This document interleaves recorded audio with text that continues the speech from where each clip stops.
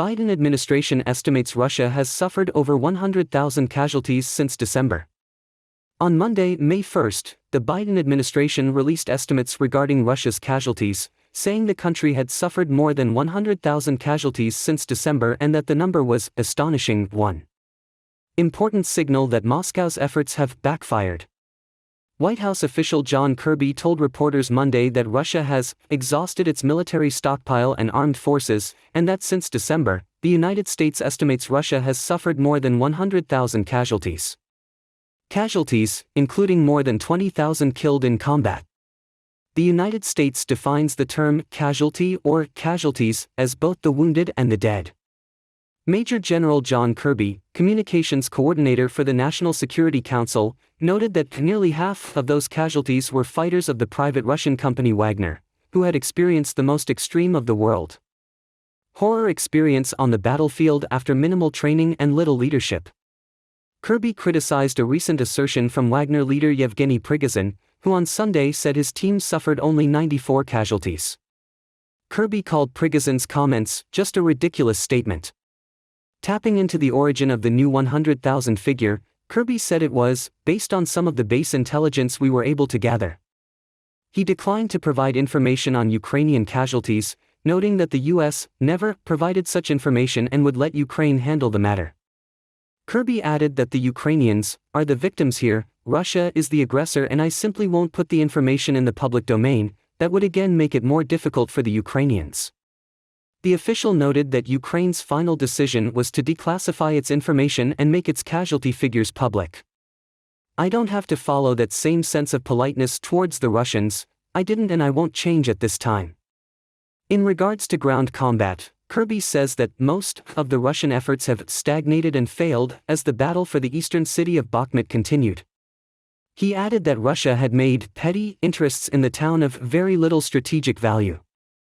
The bottom line is that Russia's offensive effort has backfired, he said. After months of fighting and massive losses, Russia continues to focus on a single Ukrainian city of limited strategic value. Kirby said any decision on a spring counterattack from Ukraine would be made by President Volodymyr Zelensky, but that the United States would continue to provide aid and military assistance. The U.S. official also told reporters that a future package for Ukraine would be announced very soon. What we want to focus on is making sure we're getting them as ready as possible for whenever they choose to decide on a total counterattack. And that obviously means material support, he told reporters. 2. Ukrainian troops are taking back territories in the city of Bakhmut.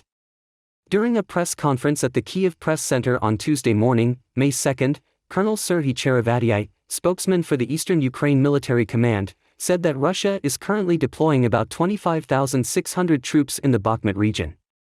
In the direction of Bakhmut, Russia deployed 25,600 troops, 65 tanks, 450 armored vehicles, 154 heavy artillery, 56 multiple-launch rocket systems against us. These numbers are compiled from Russian airborne and special forces officers captured or surrendered at the front. He emphasized that the invaders lost at least 100 soldiers a day in the Bakhmut area. According to Colonel Serhiy Cherevadyi, on April 30, when General Alexander Syrsky, commander of the Ukrainian army, was in the city of Bakhmut, the invaders carried out 20 attacks on the Donetsk region, using an unprecedented number. CS-300 air defense missile systems, aircraft, multiple launch rocket systems and artillery of all kinds. Colonel Serhiy Cherevadyi said the fighting in Bakhmut city today is mainly close combat to win each house, each street. The two sides are sometimes less than 100 meters apart, even less than 50 meters, and destroy the enemy with submachine guns and grenades. I can certainly confirm the information that the enemy in Bakhmut fled from some positions after some of our counterattacks, he stressed. He explains that the front lines are constantly changing. Sometimes the enemy gets some success after a powerful artillery attack and destroys infrastructure, and they can move forward. But we counterattack and often regain our position after firing on the enemy. Colonel Cherevadyi added that with all its efforts, Russia still could not capture Bakhmut after months of bloody fighting. He added that although the Russian army's airborne units had reinforced their positions in Bakhmut, Wagner forces continued to be the ones carrying out the attacks.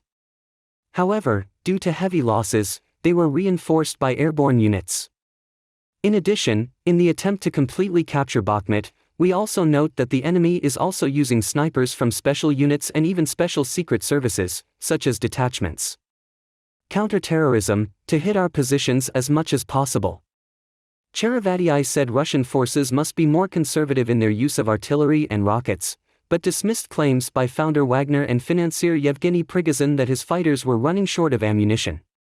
The Wagner army was provided with a common standard of ammunition, like other units of the invaders, he said. In the last 24 hours, the enemy fired 304 times in the direction of Lyman-Kupiansk with various artillery systems. However, if we recall in the summer of 2022, they were able to use incessantly an unlimited amount of ammunition along the entire front line. Now they can no longer have this luxury. What Prigozhin is talking about is that they are used to having a lot of ammunition. Now they are forced to restrict it, that's all. Colonel Cherevati concluded that the enemy was unable to capture Bakhmut for 9 months. Thus, we are conducting a successful defensive operation and are achieving our main goal, to destroy the enemy's military potential, personnel and equipment to the maximum extent possible. In particular, the Wagner army was almost completely annihilated. The area of Bakhmut city is only 41.6 square kilometers, smaller than 48 square kilometers of Thursday Duk, but it took the Russian army 9 months to capture it. General Mark Hartling, former commander of U.S. forces in Europe, said that the battle in Bakhmut exposed a sleazy face of the Russian military and made other countries less afraid of Russia. 3. Damage in Bryansk. Railway explosion. Videos taken at the scene of Monday's rail explosion, which derailed a freight train in Bryansk, show dozens of cars destroyed and burned, and still smoldering, as the train's emergency crews managed to put out some of the fires.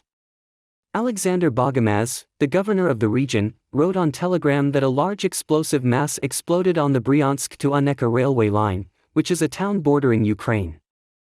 The explosion occurred 136 kilometers from the city of Bryansk, which is only the last 4 kilometers before the train reached its destination, Oneka. He stressed that there were no casualties. Oneka is a town and the administrative center of Onechsky district in Bryansk Oblast, Russia, located on the Oneka River, in the Dnipro River Basin, 140 kilometers southwest of Bryansk, the administrative center of the oblast. Population, 24,280 people. 4. The Russian military command in Mykolivka in the Zaporizhia region was blown up. Many Russian officers were in distress. During a press conference at the Kiev Press Center on Tuesday morning, May 2, the mayor of Melitopol, Ivan Fedorov, said, around 2:30 p.m., on Monday, May 1, an explosion occurred in the city center. Russian command in the temporarily invaded town of Mykolivka of the Zaporizhia region. According to Fedorov, the headquarters of the invaders were monitored by Ukrainian intelligence. They also knew when the Russians had a meeting of military and civilian commanders in the region. This is an important meeting, to prepare to deal with the general counteroffensive of the Ukrainian army. According to local residents, the building was reduced to rubble after a huge explosion, followed by screams and cries for help from Russian officials and officers. Enemy losses have yet to be reported. Russian media outlets claim that the Russian command was planted with explosives by Ukrainian commandos. However, that possibility is unlikely.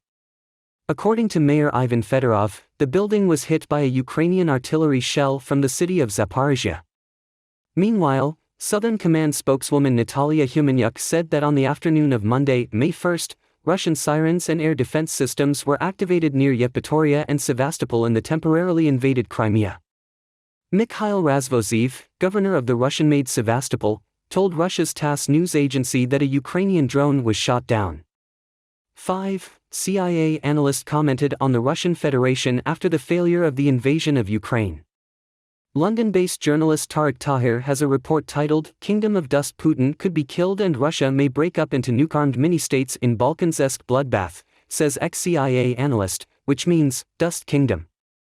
Former CIA analyst says Putin could be killed and Russia could split into small nuclear-armed states in a Balkan-style bloodbath.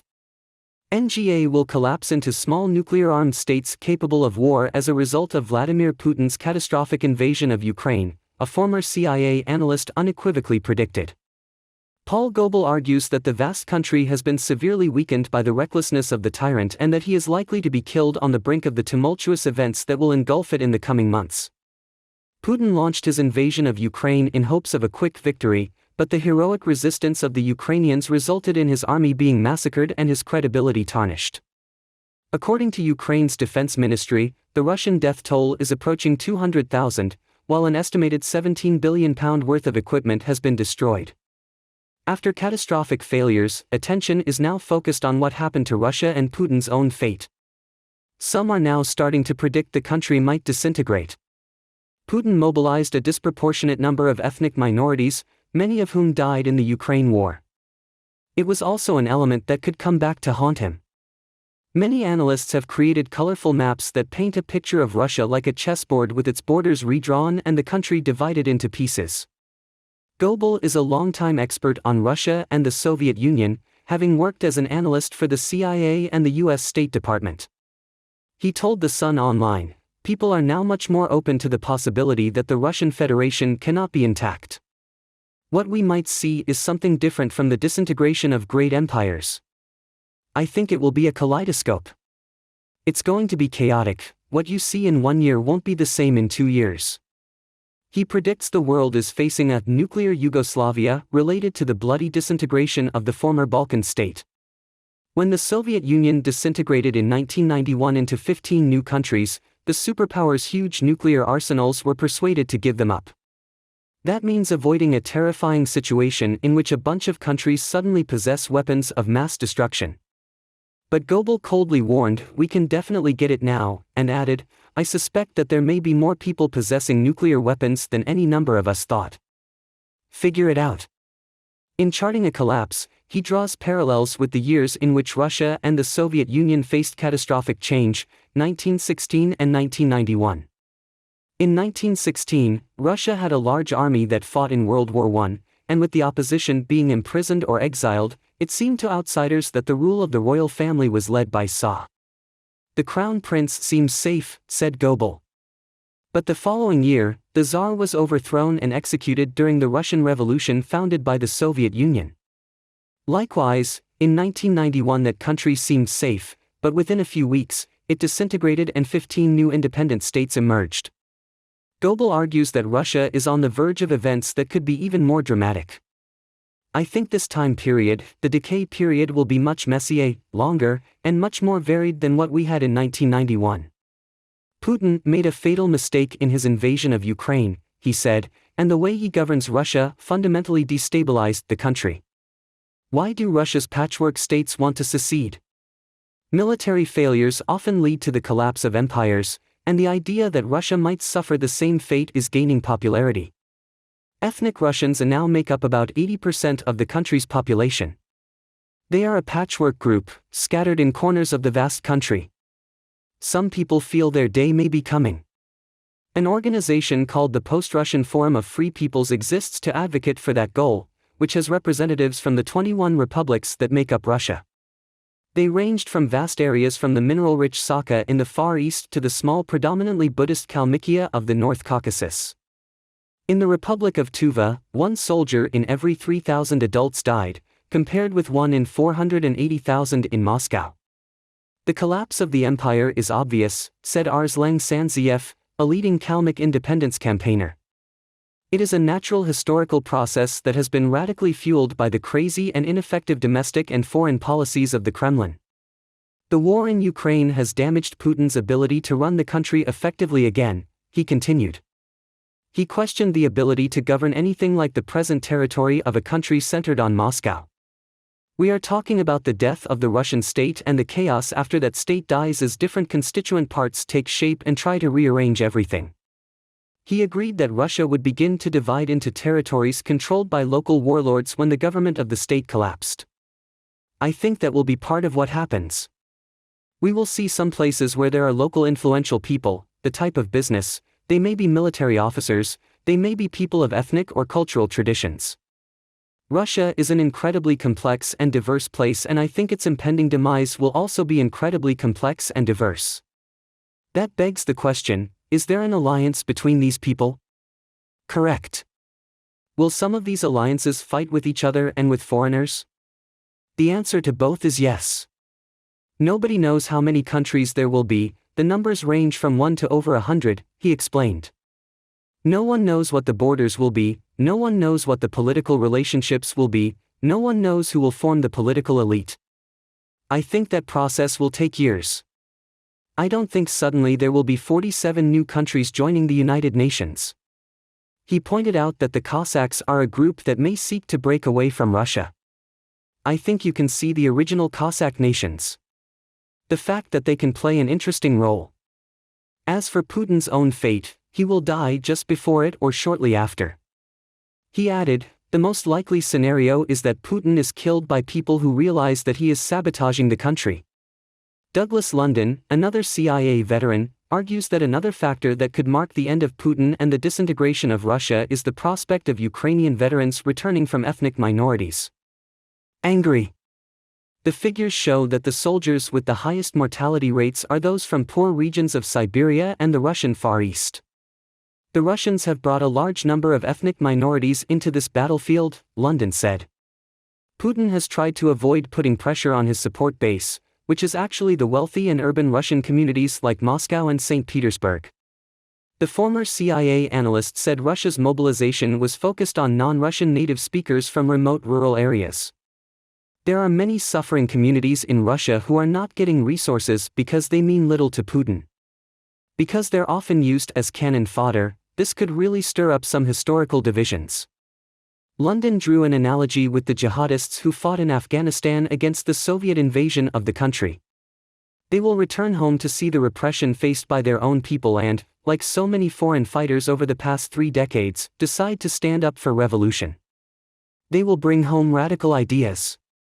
Communities that are left behind will see their sons, brothers and fathers being used by Putin for a purpose that does not benefit them. 6. NATO leader assesses the chances of success in Ukraine's counterattack. Newsweek ran an article titled NATO Chief Evaluates Ukraine Counteroffensive Chances, which means, NATO leader assesses chances of Ukraine's counterattack.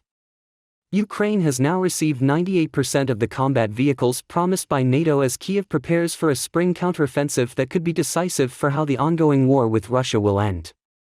NATO Secretary-General Jens Stoltenberg told reporters on Thursday that alliance members have now shipped more than 1,550 armored vehicles, 230 tanks, and a large amount of ammunition and other unidentified equipment to Ukraine for delivery. Support for their next offensive campaign, which is said to be imminent. Speaking at NATO headquarters in Brussels, Belgium, Mr. Stoltenberg praised what he called unprecedented support to Ukraine over the past 14 months. In total, we have trained and equipped more than 9 new Ukrainian armored brigades, he added. This will put Ukraine in a strong position to continue recapturing the invaded territory. Much speculation about where and when the Ukrainian spring counterattack will happen. Kyiv's army has fought a fierce defense on the eastern and southern fronts in recent months, hoping to exhaust Russian forces without ceding territory. Now backed by a vast array of new NATO weapons systems, the Ukrainian military will hope to liberate more territory as it did during the 2022 offensives north of Kyiv in April, around the northeastern city of Kharkiv in September and on the southern front around Kherson later in the fall of 2022. Andriy Zagorodnyuk, Ukraine's defense minister from 2019 to 2020 and now an advisor to Zelensky's government, told Newsweek that the NATO weapons requested have now arrived, for the most part, although Kyiv has yet to receive 100% of what they expect. As for the upcoming operation, Zagorodnyuk said too much attention could cause problems for Ukraine. I think it doesn't help because it creates too many expectations, he said. Mark Voiger, former special advisor on Russia and Eurasian affairs to Lieutenant General Ben Hodges when he was commander of the U.S. Army in Europe, tells Newsweek, it's good that the Ukrainians are getting most of the money.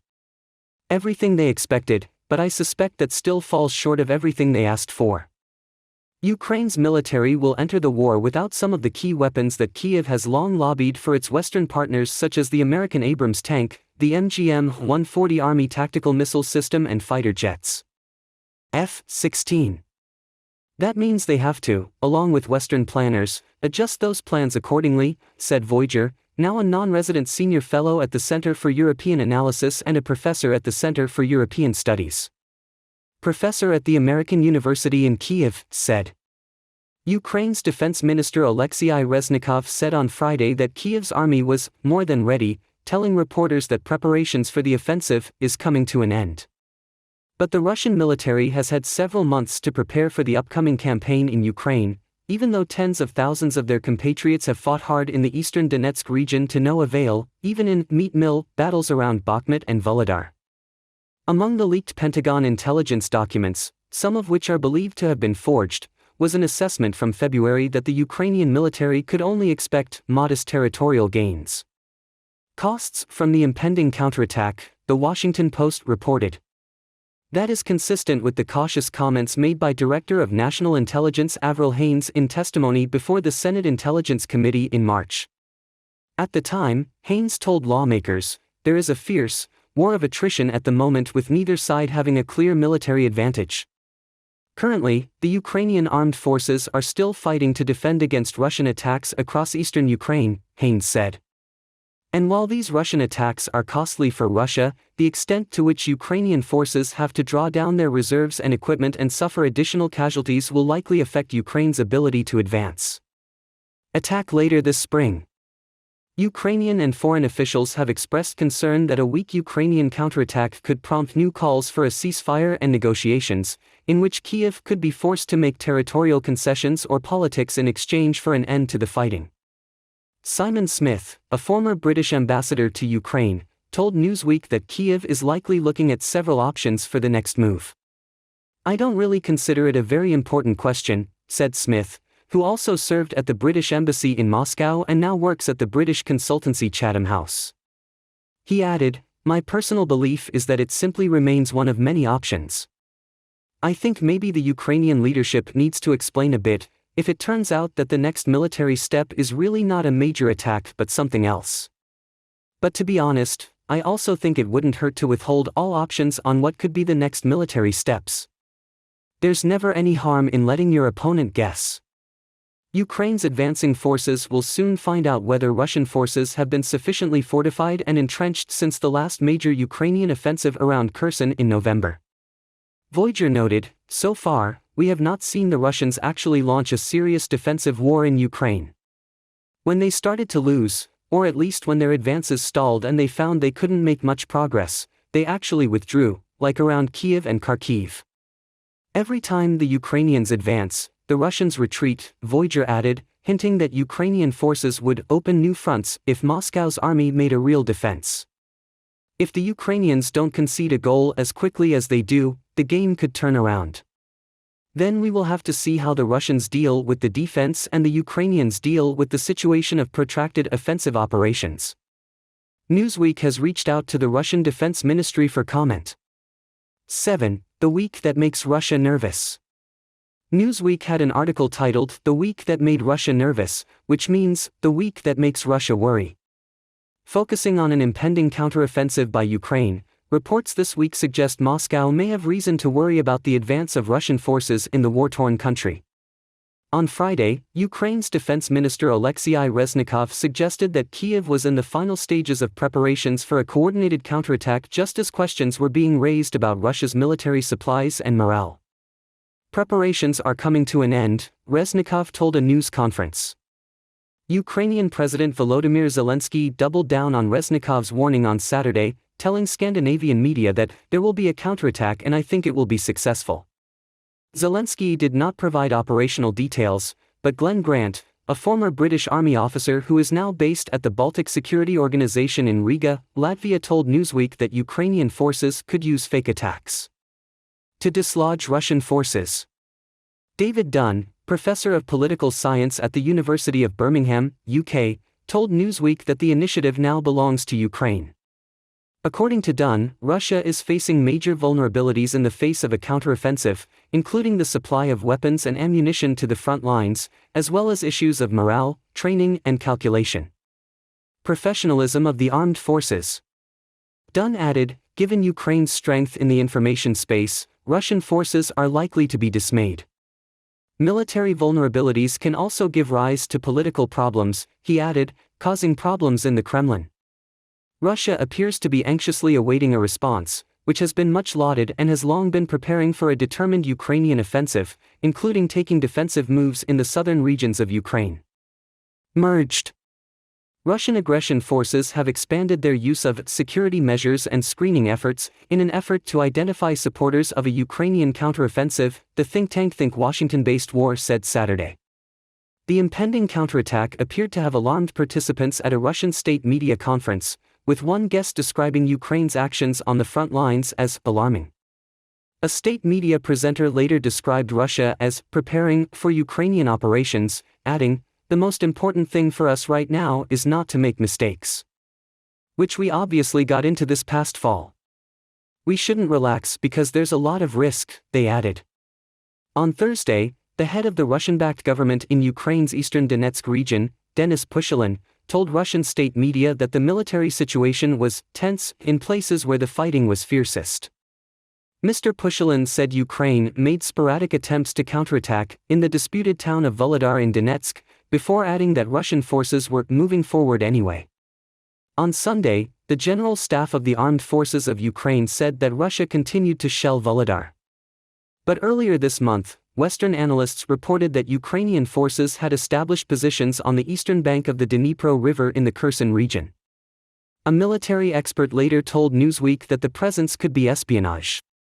Deputy head of the Kherson administration Yuri Sobolevsky told Ukrainian television that, according to Reuters, Ukrainian forces had reached the East Bank very often, conducting raids. Trouble in Crimea. On April 24, Moscow-appointed governor of Sevastopol, Mikhail Razvozeyev, said that Russian authorities had repelled naval drones in the key port city, starting at 3:30 a.m. local time. Russia's Black Sea Fleet is based in Sevastopol, which was annexed by Moscow in 2014. Razvozeyev said on Telegram that one drone was destroyed and another exploded, but the windows of 4 buildings were broken, adding that all forces and services are in combat readiness. On Saturday, Razvozeyev said the total fuel depot in Sevastopol caught fire after a drone strike, which Russian authorities blamed on Ukraine. Razvozeyev wrote that the fire covered an area of more than 6,000 square meters, adding that one drone reached the oil tank and another was shot down. He said there were no casualties, later writing on Telegram that the fire had been completely extinguished. Kyiv has not claimed responsibility for the fire, with a spokesman for Ukraine's military intelligence service calling the fire God's punishment, especially for the civilians killed in Yemen. A comment sent to Ukrainian media. A Russian missile attack on central Ukraine on Friday, including the city of Yemen, killed 25 people, including several children. Returning Crimea to Ukraine is something that will cause a great deal of political instability within Russia, Grant said. Crimea is the reward, and the only thing that can really break Russia. There have also been reports of drones approaching the Russian capital. Anton Gerashenko, an advisor to Ukraine's interior minister, posted footage on social media that he described as a Ukrainian drone flying calmly over Moscow. It appears that the Kremlin has every chance to be in the affected area soon, he added, though Newsweek was unable to independently verify the footage. Border shelling. Russian authorities reported a wave of shelling in border towns over the weekend, prompting local officials in the city of Belgorod to share a map on Saturday showing residents where bomb shelters are located. Belgorod lies about 25 miles north of the border with Ukraine, and the regional governor, Vyacheslav Gladkov, said on Saturday that 5 villages on the border had lost power after shelling. The governor of Russia's Bryansk region, which also borders Ukraine, said on Saturday that 2 civilians had been killed in the Suzemka settlement after shelling, and later announced on Sunday that no further casualties were reported. Killed in another shelling. Bakhmut. Ukrainian artillerymen from Adar Battalion operate on the front lines near Bakhmut, Donetsk region, April 22, 2023, during the Russian invasion of Ukraine. Fighting continued around the Donetsk city of Bakhmut, which saw heavy casualties on both sides. Earlier this month, the border regions of Belgorod and Kursk, as well as Crimea, cancelled the annual May 9 Victory Day parade, a key event on the Russian calendar, citing considerations about security. Calamity for Putin's army. On Monday, the American Institute for the Study of War, or ISW for short, reported the widespread speculation among Russian military bloggers that Putin made major changes to the leadership of the Russian military on April 20. Russia's ability to control command is weak, Grant said, with Moscow's mistakes highlighted in the retreat from Kharkiv during the previous Ukraine counterattack last year. There is no moral imperative for them to stay, Grant said. They are not fighting for Russia. They are fighting for money and survival. In an earlier assessment by the ISW on Sunday, April 23, the think tank said the militaries, generally exhausted and apparently disorganized, would be significant obstacles with Russia's prospects for the defense of critical areas on the front lines. Mr. Grant added that Ukraine will probably outstrip Russia with new tank capabilities according to NATO standards, which are funded in time by Western countries for training before a counterattack. This happened despite reports in Russian state media about the introduction of the new T-14 Armata tank into the Ukrainian battlefield. They couldn't energize themselves anymore, Grant added. They are lacking another military capability, he said, arguing that Russia is very short of radio to coordinate operations, whether its forces are attacking or withdrawing.